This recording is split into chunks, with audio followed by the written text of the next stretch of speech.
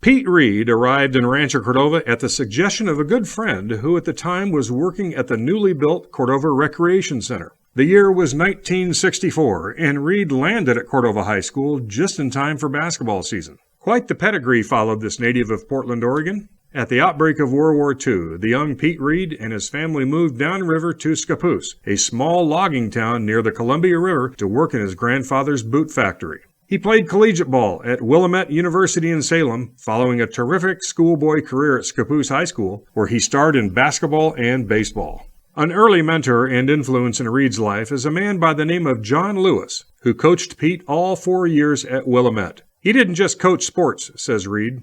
It was more like life lessons every day.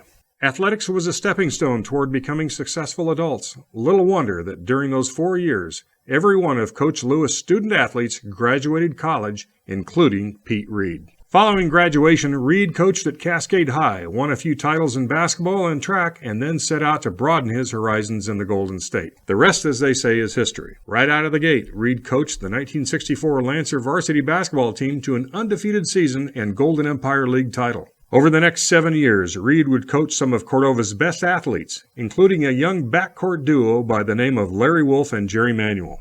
Pete coached the Lancers until 1971, then moved over to Mitchell Junior High School, where he was director of athletics, then principal. And over the next 20 years, Reed tenured at Mills and Mitchell until he retired in 1994. Reed and his bride Charlotte call Morro Bay home, but you won't find them there often. For the past 25 years, these two road warriors have traveled the U.S. and Canada in a spiffy 37-foot fifth wheel, enjoying virtually every notable hotspot North America has to offer. They've been to all national parks, crabbed in Washington's San Juan Islands, spent as long as a month in places like Nova Scotia, Canada, and scores of other exquisite destinations. And isn't that what retirement is supposed to look like?